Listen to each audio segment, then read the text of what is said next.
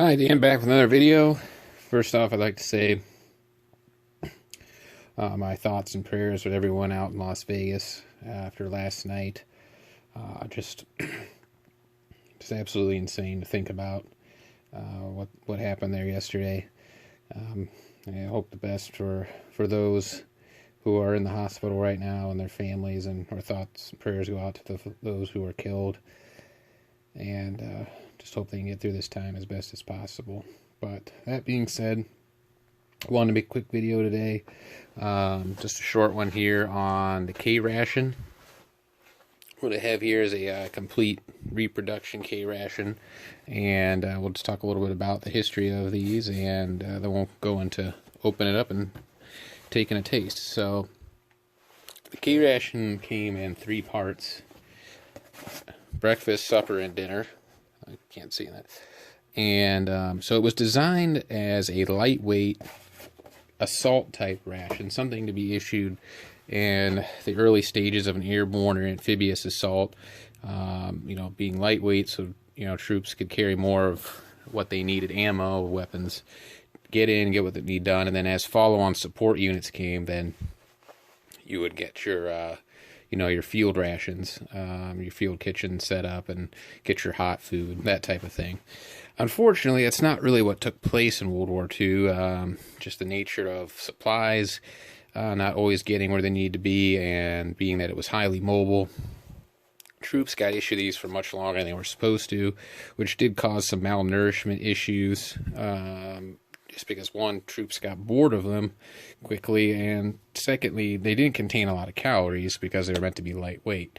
I think all 3 for a day just had about 2,000 calories, which for a soldier in combat really isn't enough. So what we have here is the dinner portion. So we'll go ahead and open this up and see what we have going on. So inside the outer box, you'd have this inner box, just like on the original. This one has the two boxes. Again, these were made these boxes were on the originals a kind of a waxy, waterproof cardboard, which made great tinder if you were making a fire to heat up your ration. So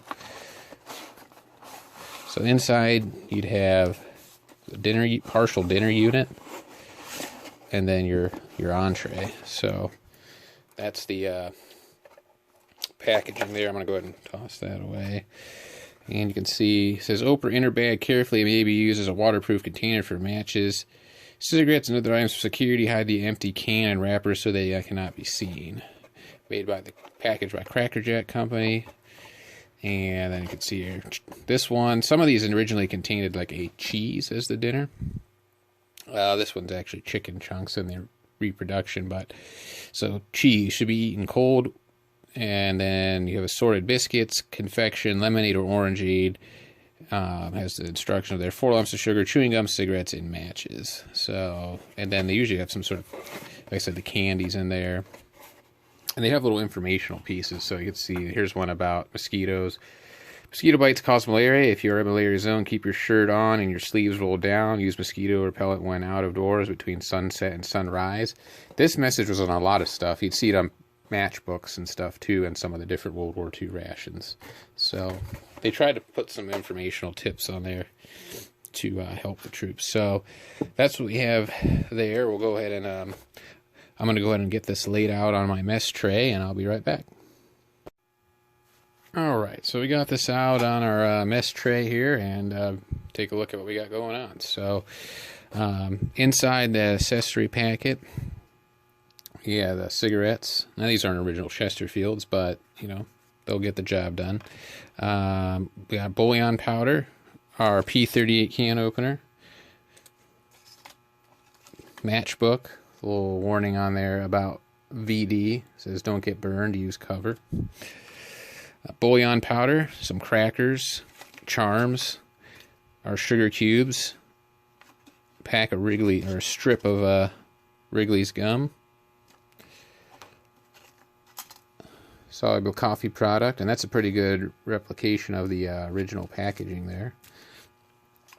and then of course toilet paper, and then we have our entree item, the chicken chunks, and some of the other ones that came in K-Rations. Cheese, like with bacon, ham. Let's see. We'll see what it says on these other boxes, if it has anything on here about what the other menus were. See, this one's meat and eggs. So you can see that. Meat and eggs, eat cold or after heating like boiling can in water. Biscuits, coffee, cereal, eat dry or crumble into a canteen cup, add hot water. Fruit bar, eat cold or make into a jam stew. Sugar, chewing gum, and cigarettes. Now, if you ever look at Steve 1989's original K-Ration video, he does have one that's a meat and eggs. Of course, that's well far gone. But the cereal bar, I believe, was still good, as well as the jelly bars. And I think he does smoke the cigarettes. So that stuff did hold up. So that's one of the breakfast box. And then the supper box. Let's see. Meat. So it just says meat, so probably like a Spam or a chicken chunks like what we had there. And then the other items. So, like I said, there wasn't a lot to these. They weren't meant to sustain troops for an extended period of time, but they did get used that way. So, I suspect that these chicken chunks are just going to be your typical, plain chicken chunks you get at the grocery store, but perfectly edible, great for eating out in the field for, a reenactment. And the charms. So I want to take a look at these. I've never actually had a charms candy before. Never encountered any in the rations I ate in the military. And maybe just because I was after maybe they were before my time. I don't know if they still put them in there or not, but we'll go ahead and check them out. So they kind of look smaller than the charms I've seen in some of the actual original rations, but maybe they've just changed over the years a little bit. But they always do have this little plastic packaging. Now, I also noticed that the ones you see in the original rations also said charms on them, so maybe these aren't actual charms. Maybe it's something similar.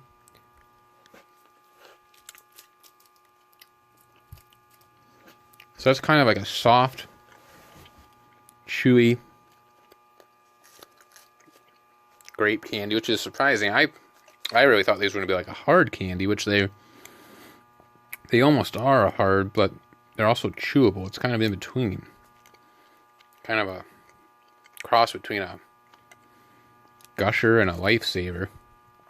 So that's pretty good, actually. Pretty impressed. Great flavor. Let's see. Let's see if we can get that outer packaging. So I can't order more. And they are authentic charms. They just took a new pack and put a vintage pack of packaging over it. So that's kind of cool. And so let's see what else we got inside here. Let's try out that lemon flavor.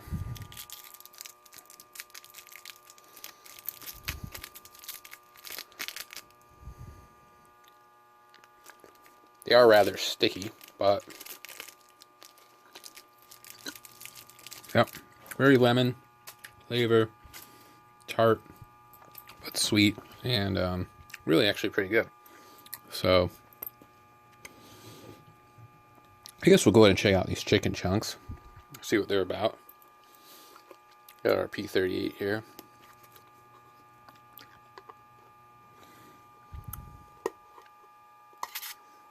Good hiss.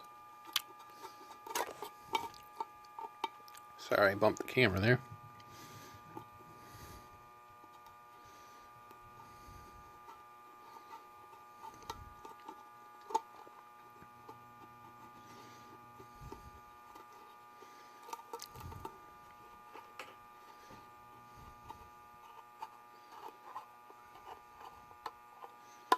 The only thing I notice is that, so they painted this can, and it looks like a little bit of that paint is coming off with my P38 here, and so that may be kind of going into...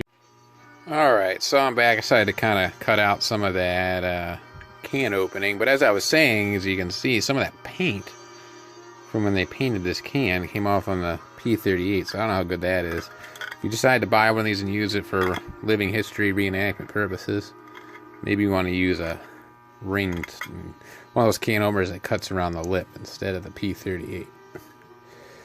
But as you can see inside there, we got our chicken chunks, and yeah, there's little bits of paint floating around in there. So that being said,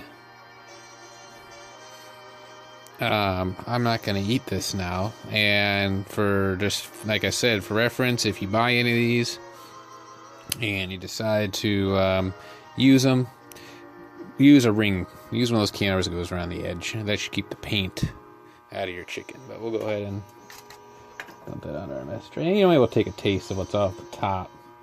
The paint was mainly on the bottom there. So, but just a cautionary note there. Grab our little wooden spoon and see what we can do here.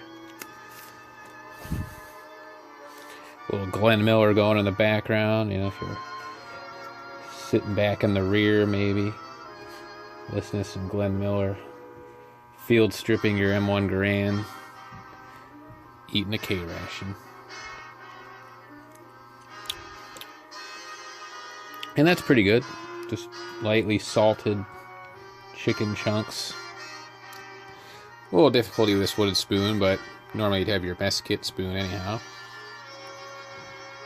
That's perfectly edible and good. It would be pretty satisfying if you were out in the field doing a reenactment. So next I want to make all of this coffee. I'm going to go ahead and add some water to this canteen cup.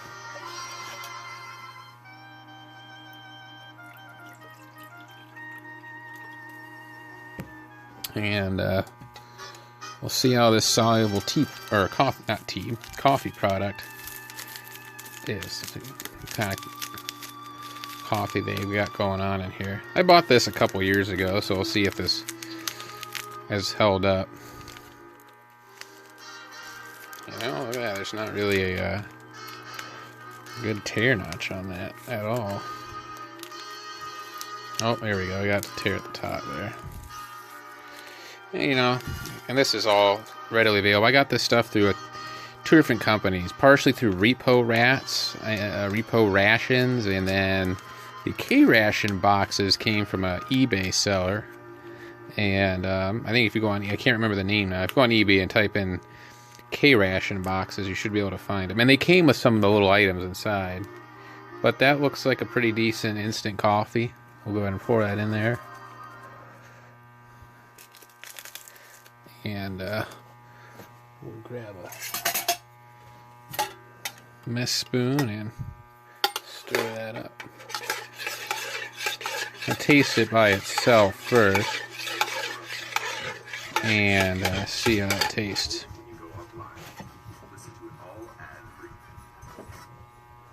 See how that tastes.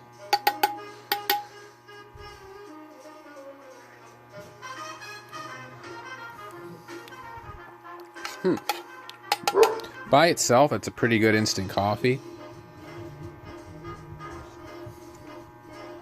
A little bit of a nutty flavor to it. It's pretty good, even cold. I'm just drinking it cold like an iced coffee right now. We got our little sugar packs. Let's see, get this open, add a cube of sugar to it. And this is what the original boxes of sugar looked like in these. And if you're looking for any of this stuff, like I said, available from Reproduction Rations. Type that into Google, it'll come up. They have all kinds of cool stuff. British, Russian, German, American, Canadian rations.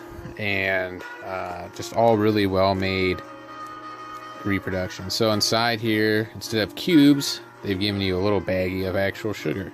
So that's still cool, still totally usable. Don't get caught on the side of the road by police with this. This might look like something else in this little baggie. But we're going to add some of that in here and see what that does for us.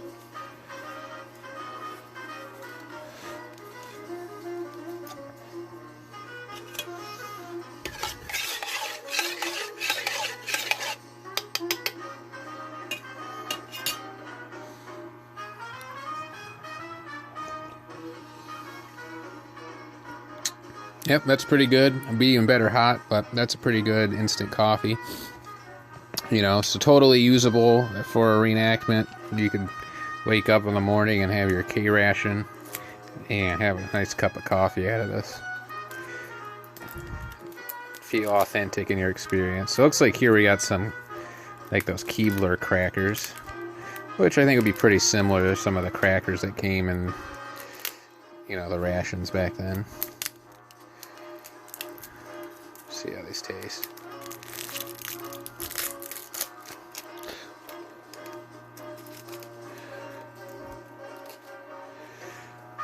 Oh yeah, maybe put one chicken chunk there on the cracker. See what that's about. See if that's good.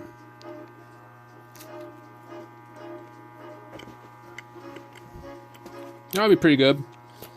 I think this cracker may be starting to go a little stale, but it's still okay.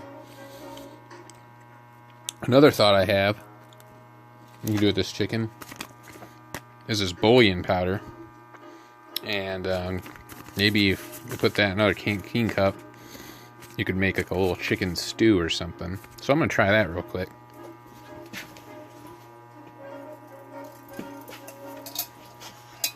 So I'll add some water to this other king cup.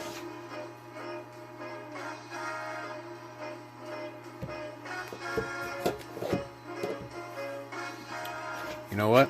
I don't have quite enough water. I'll be right back. Alright, so we're back with that 1/3 canteen cup of water. And we're going to add in this bouillon powder. And so it's inside its own little pack. And oh, well, maybe not. So like I said, I bought this a couple years ago. And I don't know. It's sealed inside this paper envelope, which doesn't have any moisture. But if you look inside this pack, it doesn't look like it's held up very well. So I guess we'll pass on that. But I think if you had made that up, tossed in the crackers, maybe some of those chicken chunks, could have made yourself a pretty decent little field stew there. So so I guess the last thing to really check out is the gum. I'm not a cigarette smoker. Now, when you order these boxes come empty, and you can add whatever cigarettes you want to it if you are a smoker. So I'm not gonna open it up, but we'll check out this Wrigley Spearmint to just kind of round out the end of the video here. If I can get out of the package.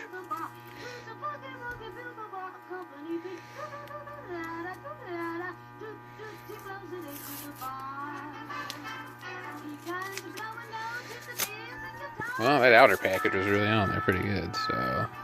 And it is an authentic piece of Wrigley's green mint gum.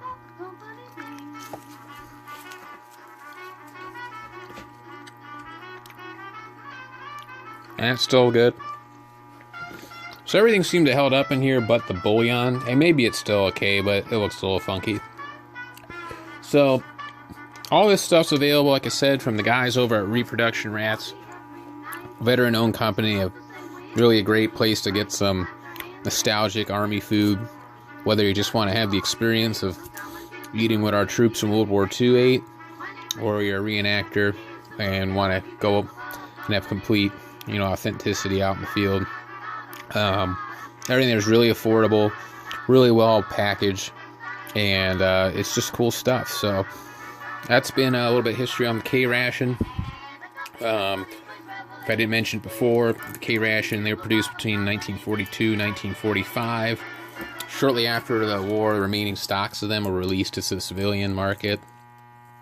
The Army discontinued use of them, although there are stories of troops eating them as late as Vietnam. I've never seen actual photos of that. I don't know if that's true, or if that's just a misconception in the veterans' memories. It's been something of some debate. So, but like I said, these were meant to be a quick ration for, you know, short periods of time, you know, initial assaults, and just, you know, until you could get more substantial rations available. But they were used, or I should say overused, throughout the war, which is one of the reasons they were eventually discontinued. They just didn't provide enough nutrients for an active soldier. So that's been the reproduction rations, K-Ration, and I'm going to be back with some other rations here soon. Vermont Iron Ration, British 24-hour ration pack, and checking out some of the Soviet rations. So thanks for watching, and everyone, have a good day.